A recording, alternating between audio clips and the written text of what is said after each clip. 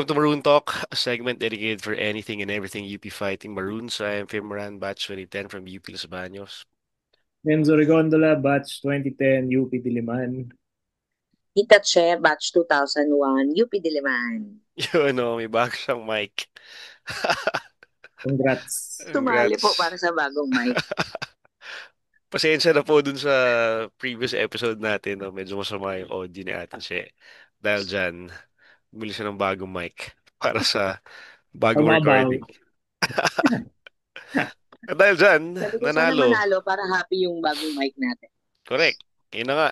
Yun na nga nangyari, guys. Final score today was 66 to 59 in favor of the UP Fighting Maroons. We are now at 2-2, getting our second win in 4 games, but we'll take that. Yo. We're back. Mm-hmm. We're back. Back, Initial back to back. thoughts, Ate Che Enzo. Ganun na, naging ano na siya eh, naging theme na siya ng season natin na slow start. Na parang hindi lang, actually parang hindi lang this season, parang ilang season ng ganun na, alam mo yun, first quarter lagi medyo slow yung start ng team. Tapos biglang arangkada. Kaya nung simula kanina parang hindi na ako na ano eh, hindi na ako bothered masyado. Kasi alam ko nang gato naman palagi. Tapos good things happen naman palagi afterwards. And true enough, ayan, nakuha natin yung panalo. So, tuloy nyo lang yan. Mag-slow start kayo kung gusto nyo. Basta makuha natin yung panalo. Okay lang ako doon. Kasi, Ah, kasi kanina, parang, oo nga, tama si Enzo, na slow yung start. Kasi we finished parang 1912, 1913 13. sa 13. first quarter. 1913 sa first quarter. So, sabi ko, eto na naman, kasi parang 7, tapos parang lumamang pa hanggang 13 of, 11 yung biggest lead at 13, tama pala ako, 13 yung biggest lead. So, pero nung una, talagang ganun pa din. Yung mga binabato ng mga shots, hindi sumushoot. Tapos, parang pag yung NU naman yung titira, nakakashoot sila. So, parang, ano ba? Okay, gather, gather, ganyan. Pero, yeah, we won. Okay, no? Kaya, Same old ano eh, no? Same old QPAB story. Maliban lang sa resulta. No? So, this mm, time we got the win. Uh, Talking about the slow start. Ang tagal nating nasa ano eh, no? Ang tagal nating nasa 2. Ang tagal Oo. nating mm, nasa 4. So, it really took a while and syempre yung kalaban natin had their own hot start and you had their own hot start. Uh, Comparing this from the other games in QPAV, dito nakabawi tayo, nakahabol tayo with our defense. So, Yes. it was evident event essentially in the second half, especially in that late third, early fourth quarter, wherein uh the tables turned and the suffocating defense of UP as well as yung pagkalamig ng NU, uh nagsabay. yun yung essentially turning point nung game na to, no? So, buti na lang nag-click yun. Buti na lang minalas naman sila. And buti naman, tayo naman yung naka-convert on the other end. No? So that's essentially what happened in the game. But bringing it down piece by piece, trying to do such. Uh, Pero meron lang isang yeah. point na kailangan natin sabihin. Nanalo na tayo sa QPAB at si Renzo Sobido yung analyst. So as Hindi pa rin nawawala yung trauma no? nabanggit nyo nga yun yung ano, yun yung challenge early in the game. Hindi makashoot. So akala ko, sa akin naman, iniisip ko, shit, ganito pa rin ba ulit? Mm-mm. Hindi pa rin ba tayo maka points? Kasi Remoga to struggling. Harold, I think, was struggling early on. Mm-mm. Nung second half siya pumutok eh. Mm-mm. Jerry was scoreless as a scorer. As a starter ba? Hindi. Jacob Baila Starter was, siya. oo, as a starter. Uh, Jacob Baila as well. Finished only with 4 points. But we saw how he was slashing again. Kaya that's fine. But yun, we had to take our time in terms of actually scoring. And dun ako kinabahan.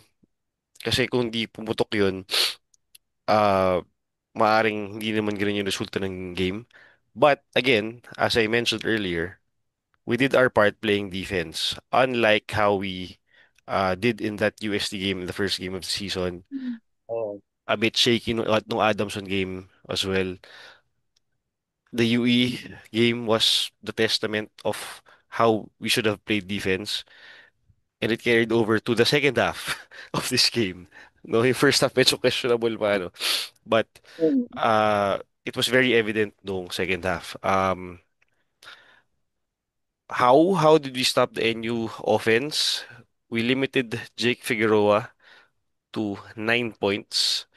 Itong 9 nga na to parang hindi pa to kasi free throw pa siyang dulo, di ba? So dalawa yun. So essentially yun Isa sa lang yung pumasok. 5-7. Ayun. So well, he really couldn't get his rhythm going in the game. PJ Palacelo finishing with 7 points only. Ang top scorer pa nila, syempre, Steve Nash, one of Atch's favorites and the leaders of the team. 16 points, medyo init si Nash kanina. Oo nga, sabi ko, Next, G naman si Nash. ang galing niya. Actually, siya lang Oo bumuhay nga sa eh. NU. Siya lang bumuhay sa NU Oo. kanina. Kitang-kita naman sa defense, pati sa opensa na rin. So kumbaga siya na nga lang gumagawa lahat eh. So, Mm-mm. mahirap yun. Kasi next, if you check the stats, next to him is Jello Santiago already leading the charge with 10 points. If you're gonna look at this NU output, at least for this UP game, mukhang the game plan was to stop Jake Figueroa. Hence, other players needed to step up. Kaya ito, yung naging output ni Nash Enriquez and Jello Santiago at wala nang iba. Yun po yun, mga kaibigan. So, credits to lahat ng mga bumantay kay Jake Figueroa, Raylan Mm. Torres, Jacob Baila, meron pa ba? Harold doing a great Mm. uh, effort on trying to guard Steve Nash Enriquez, especially down the stretch. Uh, Yes. Kita naman nung late game na we were able to force turnovers, we were able to force 24-second shot clock violations, which even gave the momentum to UP. Kaya we got away with the win. Tsaka makikita mong defense talaga yung panalo. Kasi kung papanoorin mo yung second half, wala naman talagang explosion ng scoring yung UP. Wala talaga. Wala. Hindi siya naging explosive run na alam mo yung sunod-sunod bawat possession basket. Hindi siya ganun eh. Parang ano lang, yung steady, Palitan lang. I mean, walang isang person, yung, kumbaga. walang isang person, tsaka hindi siya sunod-sunod. Mm, Kumbaga, yung ano yung sinabi, 22 to 2 run ng UP. yep. Hindi mo siya saglit lang eh. Hindi Parang siya umabot na ng isang period. Parang buong quarter or what yun eh. isang burst. Parang mula third hanggang fourth quarter yun eh. Yep. So, kumbaga yung offense nila, steady lang. Alam mo yun, sakto lang, nothing spectacular. Nakakashoot sila in the parang normal output nila. Pero yun nga, tingnan mo yung defense natin, 19 points lang allowed no second half. Oo nga. Buong second half na yun. So, Second half. sa, Compared sa first quarter na Enyo, naka 19 sila. So, kita naman talaga na defense won this game for us. Yung Yeah. offense, sakto lang. Pero yun, kaya tayo nakahabol. Kasi hindi sila makashoot. Yep. Actually, in the third quarter, quarter scoring was 14 for UP, 9 for 14. NU. Di Fourth ba? quarter, 18 for UP, 10 for NU. Pero kung titingnan mo to, itong 10 ng NU ng fourth, lima dito, yung sa free throws na nga ng garbage time. So essentially, parang 5 points lang yung talaga score nila no fourth quarter because of our defense and sa pag-aalat nila. Kasi they were getting open shots. Enriquez was getting open shots.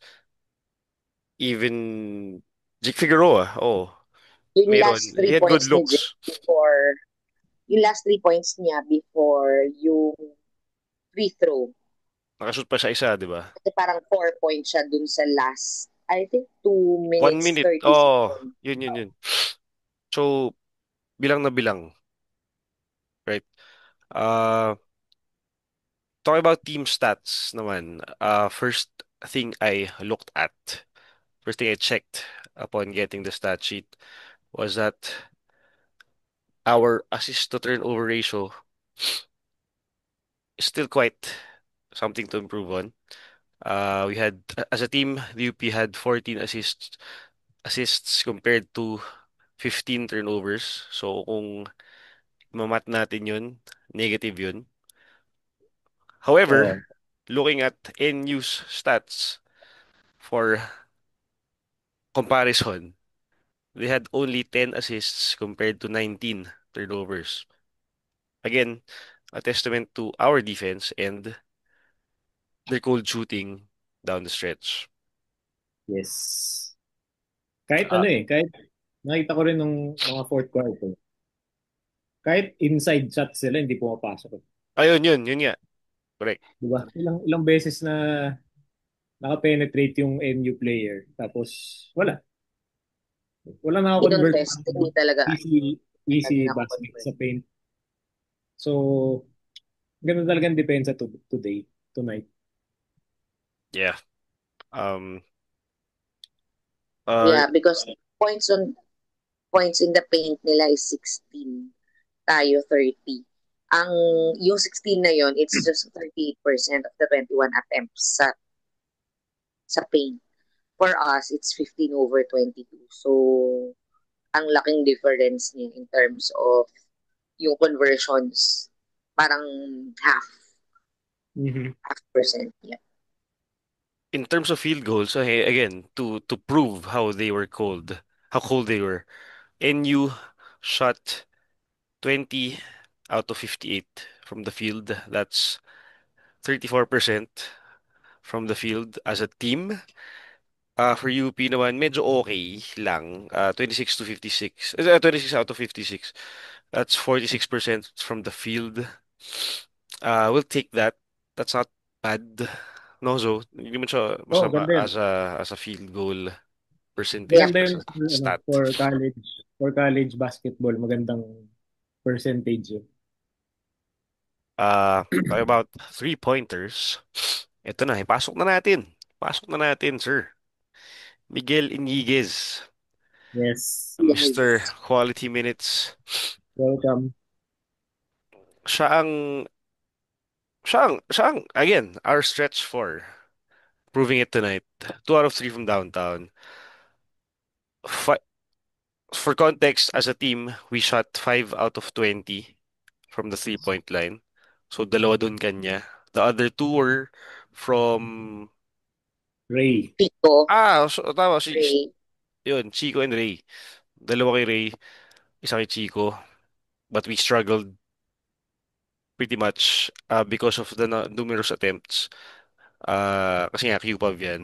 So, doon ko na lang ina-attest, ano, Sa ilaw. ina-attribute. For some reason, hirap. Kasi, tinan mo to, Pero ang tagal din naka-convert ni Ray eh. Parang he sobra. scored that three Actually, kaya nating gumawa ng, on first 3 point niya is at quarter 2 pa. kaya Yung nating gumawa ng iniwan siya nung depensa. isang episode na kay Ray Rubogat lang for this game. Gusto niyo ba or wag? Pero again, malayo yung performance ni Ray Rubogat in this game compared to how he did in UE. However, and to highlight that, it's the four turnovers that were really evident. Inisip ko nga, nung tinignan ko yung stats, tinecheck ko agad ilang turnover ni Remogat. Kasi actually, nagulat pa ako na four lang. Kasi nung pinapanood ko, parang mas marami pa to ah. Kasi, or siguro nga, medyo highlight play kapag ah nagte-turnover siya kanina, which will also be credited to Nash Enriquez's defense against him. Yep. So, that's really something to improve on for Ray Kaya ano Bogan. ano pa rin talaga, no, work in progress pa rin. Kasi tulad ng sinabi ko ng last game, hindi natin alam kung masusustain niya yung performance na yun. And yan, next game pa lang, medyo drop off na agad. I mean, meron siyang dalawang tres, meron siyang three-pointers, pero bago niya na-convert yun, ang tagal, tapos ang dami niyang turnovers. Unlike yung previous game niya. So, Meron din siyang 3 assists. impact pa rin. So, four rebounds. So, 6 points. Pero yun nga, again, sabi nga ni Zo, yun. Pero on the flip side, yun naman yung nag-point guard sa atin nung naging off si Ray. Terence Fortea, ladies and gentlemen, 5 assists. 5 assists. 5 assists. Saan nyo nakita Walang yun? turnover. Walang turnover. 5 points. One He steal. missed he missed 3 layups from the 3-point line in 19 minutes of play. So, kitang-kita rin kanina yung pag-step up ni Terence as a The point. facilitator. As a Yeah. facilitator of the offense. Kaya we're really happy how yung pinakagustuhan ko doon na na play na ginawa niya kanina was di ko alam kung baseline inbound yun or nasa gilid yung bola. Pumap out siya sa perimeter. Nag-switch or dalawa yung umano sa kanya, dalawa yung humabol sa kanya defender. Nalibre si Person. Migs. Mm. Yun yung kasi so kumbaga ganun ka threat si Terence Fortea from downtown. Kasi split second, he's open, he's gonna shoot. But hey, he did not shoot kasi nga he saw two uh, defenders coming to him. May open sa baba, pinasa niya. Only point guards can have that type of vision, that anticipation. Kaya he's developing into that type of player. So that's very nice to see. Especially if wala tayong Jajan Felisilda kanina. Romogat was struggling as a point. Yun. So buti may nag-step up to feed the other players and buti na lang nabigyan siya ng assist by actually converting the basket. Parang most ng minutes ni Terence sa second half. Tama ba ako? Parang Sabay, first oh, half mas nagpo-point si ano si Ray, 'di ba? yes. Sa second half mas si Terence yung point. And coincidentally, nung second half din tayo parang Yan. mas naging steady Yep. yung offense, yung production natin. So, So, wala parang wala pa rin tayong sure na sino bang point guard Facilitator. from general facilitator talaga natin na parang poposte na dun sa role na yun. Wala pa rin. So, siguro, tignan natin sinong ilalaro against Ateneo sa Wednesday. how I see this as to that point, yung composition ng team natin would actually, yung team natin this season would actually depend on kung sino yung kalaban. Kasi hindi naman yung UE, si Hmm. Romogat pumutok. Bakit? I would see a factor dun na in terms of the people guarding Ray Mogat weren't really good defenders in John Abate, si Buling Tapang. So, dun sa game na yun, he freaking cooked. But now, putting in a Nash Enriquez on him, he really struggled. So match So, up, ano, posibleng depende sa yun. match up. Posibleng yun. Si Terence naman, si Nash ang bumantay pa rin sa kanya. May familiarity sa high school, so alam niya kung paano lulusutan si Nash or what. Tingin ko ganun eh. So that could be a weakness moving forward in the season, putting a pesky defender on Riri Mogat. At the same time, facilitating the offense could be a challenge. The difference between now and his time in UE. Yes, babantayan siya ng best defender. But he was really tasked to facilitate the offense there because there was no offense there. It was just Rene Ano Bogat, yun? Gary Stevens, Muelo Lingon. Ay, umabot pa si Muelo dun sa ano. Pero yun, yun yung sinasabi ko. It was give Rene Bogat the ball and get out of the way. Now, he actually has to set up his teammates. Kaya, hopefully he learns. Or, hopefully ma-overcome yung weakness na yun. Which for sure, darating din naman siya dyan. Yeah. Yeah. Ah, Siyempre, POG, Francis Nuruka, finishing with 14 points. 6 rebounds lang, oh. Ito yung medyo weird. For him, medyo maliit yung 6 rebounds sa kanya. Medyo, doon tayo magtitingin. Talking about offensive rebounds for UE. 15 din to. They got 15 offensive rebounds over us. 4 from Palasielo. 4 from Palasielo. Hindi pa nga si Omar Jan yung nagkaroon ng offensive rebound against us. So, again, boxing out was a problem. Gani Stevens as well, stepping up big today, finishing with 10 and 5, 1 block, 1 steal. Again, ito yung sasabi namin early in the season, X factors. If one of the X factors steps up in the game, it could usually lead to a win. Jerry wasn't there tonight, at least scoring wise. Jerry wasn't there tonight. Jacob was okay, but in terms of stepping up, medyo we're still looking for something. But hey, Gani, Uh, we didn't see Sean Alter today. Wala, no? Wala si Wala. Sean. Hindi naglaro si Jan Jan. Choi pa lang kagat some minutes. Yep. So, medyo confused niya ako dun. Mark, Choi, And Chico, uh, yun. At least yun these, yung parang sa first few minutes ba yun ng ano, quarter two. Tama first ba? half, di ba? Parang, I think si Mark nakascore nung una. Nakascore siya. Yung O fast break na coast to coast. tapos nilabas din siya. Tapos Hmm. binalik. Pero Chico made the three.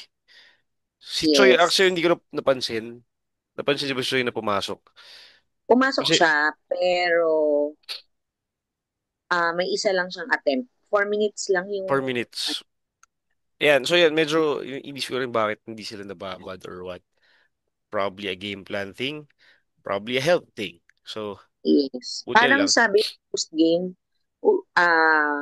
health daw yung parang may sakit daw sa kanila. Sabi daw dun sa post-game interview. Yeah. Kahit So, sa yun. coaches daw. Oh, so, napanood ko naman. Actually, si Harold, makikita mo na sumisikot siya during the game kapag Oo, pinofocus. Kaya ba siya kinabigado naka-long yung sleeves? Ha? siguro. Oo, kaya siya naka-long sleeves din. Sige, ginawin siya. Actually, yung isa na napansin ko is during the first part of the game, parang nagtatrap tayo ng defense. Parang pinapatagal talaga natin bago matawid. yung bola. Parang yun yung una ko napansin. And Jake, Jacob Baila defending Jake Figueroa. Yep. Medyo, meron nga akong comment kanina, sabi ko, Jake Figueroa, natagpo ang pagod na pagod sa pag-defend ni Jacob. Kasi hindi talaga siya bitawan eh. Parang, Yun. ah, parang may three pivotal moments, wow. Pivotal moments ako ng game. Yung una is, yun nga, si Jacob guarding Jake. Second, that's on the defense. Second, yung back-to-back three ni Migs. Yan. Oo. Then third, nung lumamig na sa scoring yung iba, so si Nash na lang yung nakakashoot. Binilagay si Harold para bantayan si Nash. So parang yun Ayan. yung tatlong pivotal moments na nilagay ko dito.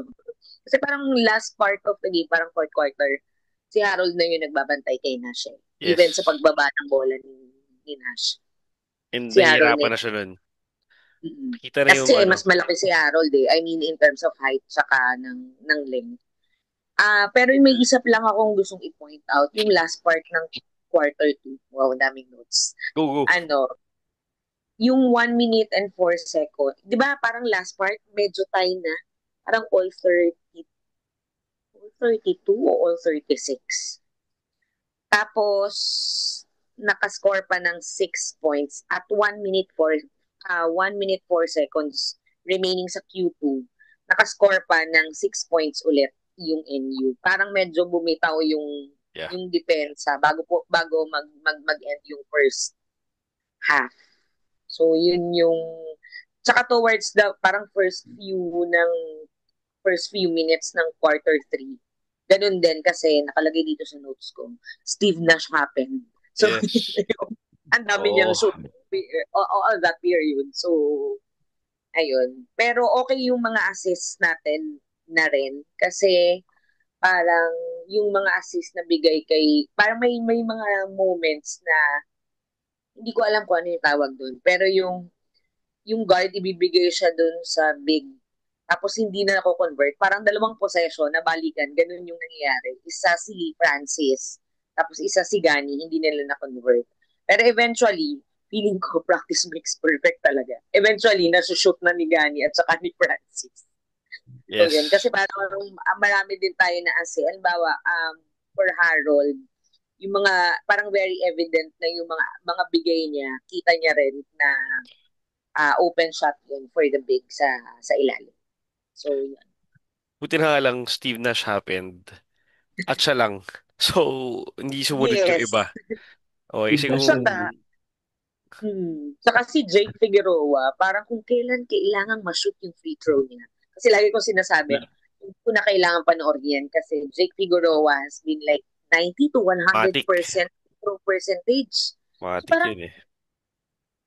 tapos sumablay pa yung isa. Kasi parang it could change the game somehow, pero mukhang panalo naman na towards the end kung na-shoot niya pa yung isa. So, mga ganun.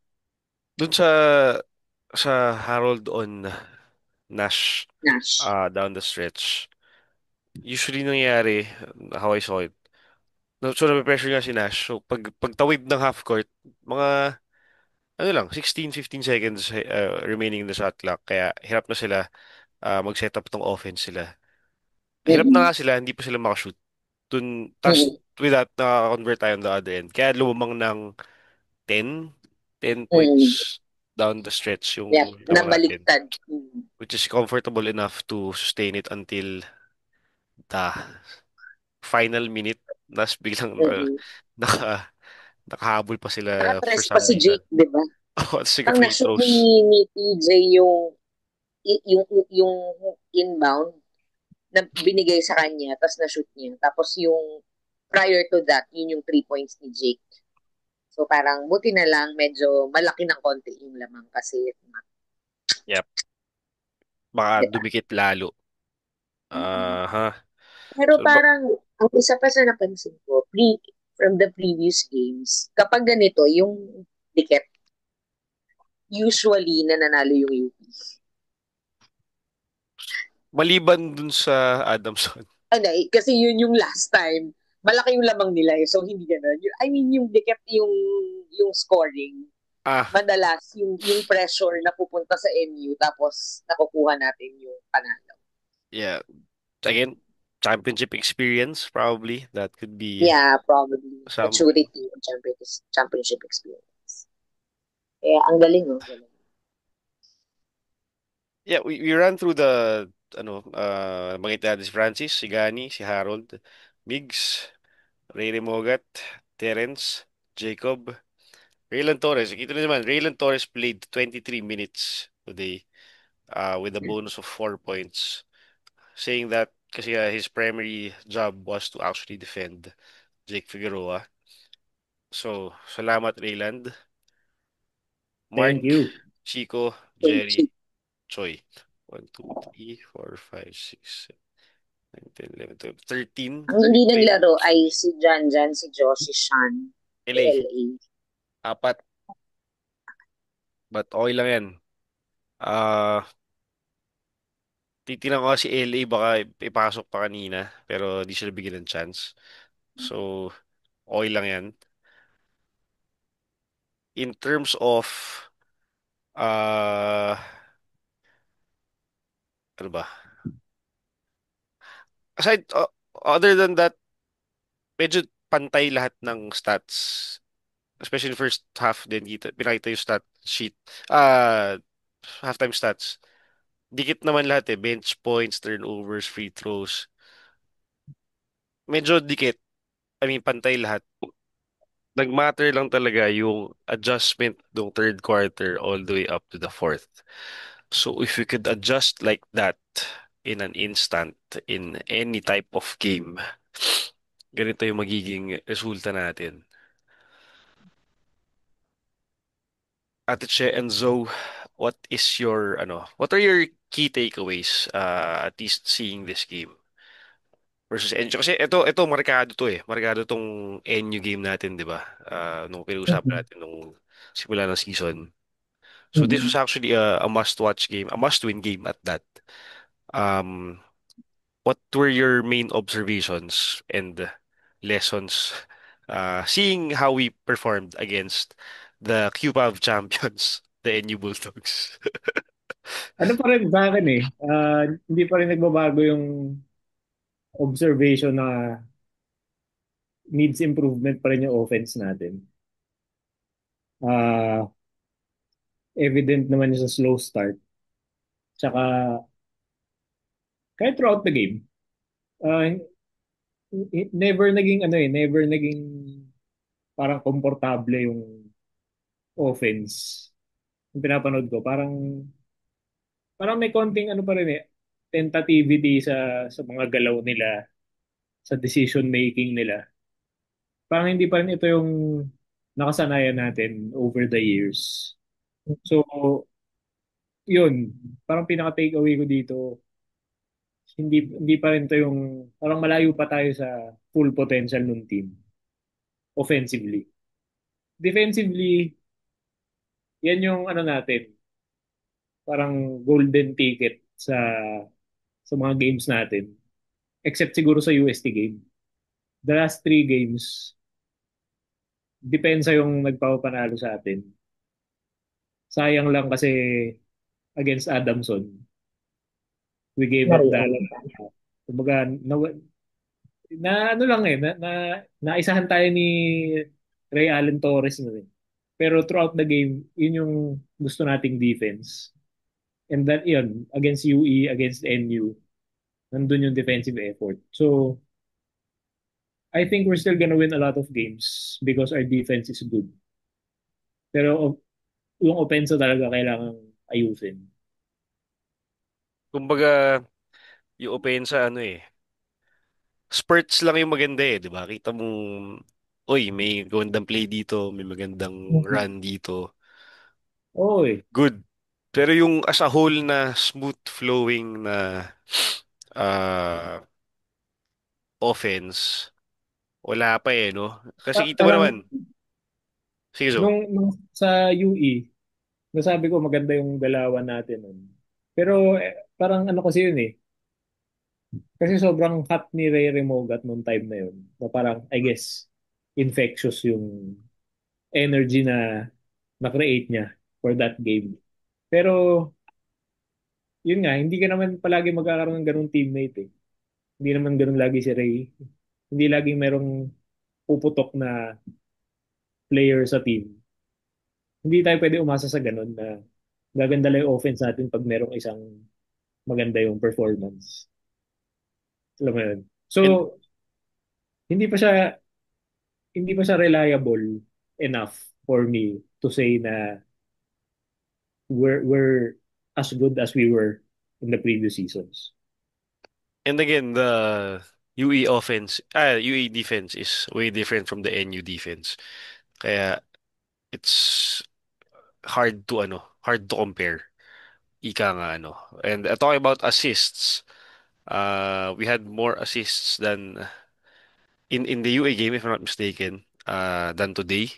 Uh, Kaya again, that's another testament on how to improve as a team offensively, at least, no? Ate Che, on you. Ah, yung aking sabi ko na yung mga pivotal moments ko kanina. But, ah, isa din na, Ate Che, nawala yung gusto mic mo kong, ata ulit. hmm, Pause. hello? Resume record. Okay, go. Ayan. So, yung similar dun sa sinabi ni Enzo, yung offense natin, parang the term is parang nangangapa pa rin ulit. Parang ganyan. Kumbaga, hindi siya mag halimbawa, di nag-opensa, and then depensa ulit. Tapos pag-opensa, parang, okay, ano na naman ulit gagawin natin? Yung mga galaw, medyo may mga hesitations pa rin. But still, I think we can still improve on that one. Kasi, yung mga, the way naman yung mga players natin nag-move or nag-step up, feeling ko, makukuha pa rin natin yung not maybe maaring hindi siya katulad ng sa mga previous seasons natin how we do offense pero um it can be close, it can be close to that at saka mahaba pa naman yung itatakbo ng season natin ng for parang halfway pa lang tayo ng first round, so mahaba pa yung itatakbo natin, mapapractice at mapapractice pa natin. Yes, yes, we are struggling. Kita naman nating lahat yan, no? But again, the support for the team, ngayon tayo magkakaalaman, no? Kung sino talaga yung nandyan para sa team and hindi. Kaya, to those of you who braved going to UST and actually supporting the team, kudos to all of you kasi hindi ko imagine yan. Tuloy-tuloy lang natin supportan yung team, okay? So, it is the ups and downs, no? So, we've been there nung hirap na hirap yung team. We've been there nung sobrang nasa taas yung team. And now, high and low. Okay, so, again, tiis lang tayo. Suporta pa rin tayo. Kasi, yun naman talaga yun eh. Yun talaga yung reason of being UP fans. Now, again, to highlight lang, no? Miguel Enriquez, our spark of the game, played 9 minutes, finished with 8 points, Point eight. one steal, one rebound. Yun. So, meron siyang triple single. Diba? Yun, So, tama. triple Kumbaga sa single. my career, meron siyang achievement this game. Triple single, actually quadruple kasi single minute na. Kung isasama natin yun. Tama. Tama naman. Pero di ba, na-mention din nung nila Dip nung broadcast, no? Shout out to you, Dip. Hopefully you're still watching Maroon Talk. Ah, ano sinabi niya? 9 minutes for Eggs. Migs. Ah, wala akong sasabihin ko. Hindi, he wasn't used no first half. Pero sa second half na siya pinasok, di ba? But then again, back-to-back threes, defense, getting a rebound. Kumbaga yun nga, he was just ready. He was just ready to play. We saw LA last time coming in for siguro yung kay Sean would have to do with his injury nung UE. Di natin alam. Posible, no? Yung Ah, tumumba siya. o Yung baka ano, baka napahiga siya. Yung apat lang yung players natin. yun, nagkaroon na naman ng gano'n, di ba? Nagkaroon naman ng apat. Oh, so baka, so hopefully Sean, you're okay. Um, Shout out to Tita Vanessa Alter. I think she watches the show. Hello po, Tita. Also, yan. So hopefully, so kumbaga, if you're gonna think about it, we are actually short-handed on the front line today kasi nga wala si Yeah, Sean, si Choi, pigil din. Buti lang Francis 4 minutes. Ngannou showed up and the rest was history. Mhm. Gani Stevens, this is what we've been saying. If you show up like this each and every game, we're gonna be deadly. Si Nuruka, Francis, should be a given every game. He just has to be consistent. We have to get this type of production and more actually from Francis on a nightly basis. Kaya Rebounds. rebounds talaga. Rebounds. Kulang Siya sa yun eh. rebound. Siya yun eh. Oo. That's why he's there. That's why he's in UP. Okay? Kasi yung mga dunk niya parang normal na lang. Oh, basic. Basic Hindi lang lang. yun. Kanina pala nag-dunk si Jolo Manansala. Tama ba? Yes, or first Tama half. ba? First half, oo. Nung mainit sila. So, Mm-mm. nung lumamig Yun. sila, wala na rin yun. Si Gani nakadunk din. Doon ako nagulat. Si Gani, yung kaliwa Oo. na ano. So, yun. Okay, so we're now at 2-2. We face Ateneo next after their Lasal game tomorrow. What can we expect now from, well, medyo malayo pa no? But Ateneo na lang yung walang talo. sa ngayon, kasi N yung unang na, yung isa pa. Pero tinawag natin sila ngayon. Okay, how, alam ko medyo mahirap sagutin, pero how do you think UP will fare against that game on Ateneo on Wednesday? Pwede silang mahirapan kasi Yeah. magaling ang coach ng kalaban. I mean, ano man, Tab Baldwin sa yung coach na may ipakita kang weakness, mag magpa-pounce siya dun eh, 'di ba? Yung weakness natin ngayon, parang yung buong opensa natin eh. So parang, alam mo yun, maglaro na silang, mag-apply na sila ng tight defense. Baka kaya nila talunin yung UP. Kaya nga, kailangan nating i-shore up talaga yung offensive side natin kasi mahirapan tayo eh against the better coaches, the better teams. Lalo na, maganda depensa Ateneo. I mean, Mm. under Coach Tab, laging maganda depensa niyan. Tingnan natin kung paano, pero baka mahirapan sila. I'm not saying matatalo agad, pero magiging challenge siya for me. Difficult. Yung di nagkamali, nakalaban ba natin sila sa Phil Oil? Parang hindi no? Hindi So, natin sila nakalaban. Yun yung sasabihin ko. Hindi natin sila nakalaban ng preseason. With all the additions that they have. Parang ang iniisip ko nga kanina, parang baka may hindi ko rin sinasabi na matatalo tayo, pero parang baka may UST tayo sa shock sa kanila.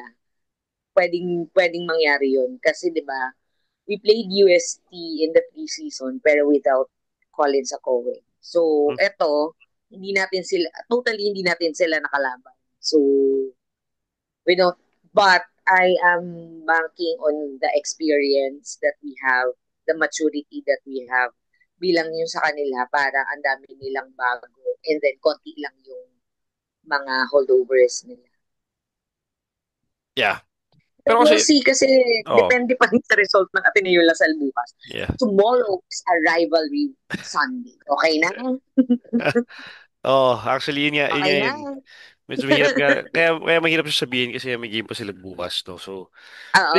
but then again, di ba, yung expectations na sinabi nyo actually are valid. Kasi nga naman, sabi nga ni Enzo, sila na nga lang yung team na wala pang talo. No, so it's, uh, by how I see it now, it's valid to actually see, or expect that type of, result or outcome come Wednesday. Kasi nga, sila pa yung nasa taas ngayon eh. Yan tayo medyo struggling. Okay, but again, it's gonna be a test for them this week. Kasi they Fifth face game na ba nila bukas? fourth lang. Ay, Kasi 4-0 sila. Oh. oh, 4-0 sila pa rin ng NU eh. So 4-1 na ngayon yung NU. Bukas pa yung panglimang game ng Ateneo. So yes. tayo, 2-2. Tama. So, mauna sila nung konti. But, yun nga. Mm. So, kalabanin pa nila Lasal, UP, UST. Wala pa, no? Hindi pa nila nakakalaban. Di pa. Hindi pa. Yun. So, di ba? So, medyo yung Yung other last three half, nila, yung other half nilang, ng first round nila ay medyo yun yung talagang bugbugan. So, malalaman natin. Okay. and also it's the first time Ateneo facing Lasal with Mason.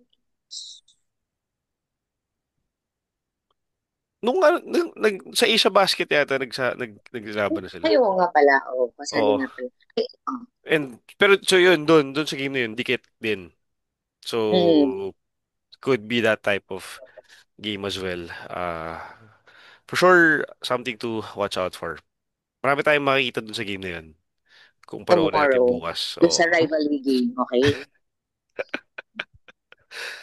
Ay, Okay. sorry. Nag-gusto Ah, niya ako. sila na naman yun eh. So, sige, hindi go lang kayo. Okay. Congrats, guys. That's Unti-unti lang. Again, winning streak. Oh, winning streak tayo man.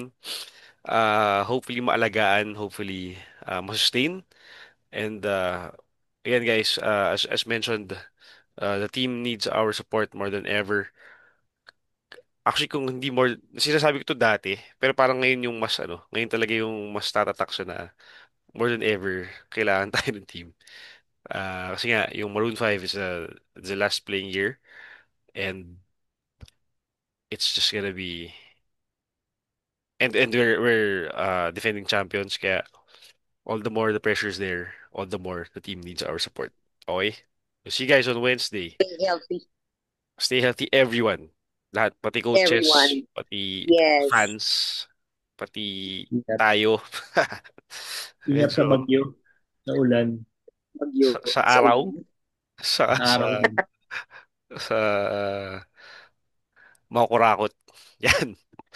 Yan, Okay. tama. Maraming salamat, Zo. Maraming salamat, Ate Che. See you guys Thank in you the next Thank guys. one. you. UP fight, guys. Goodbye. Fights.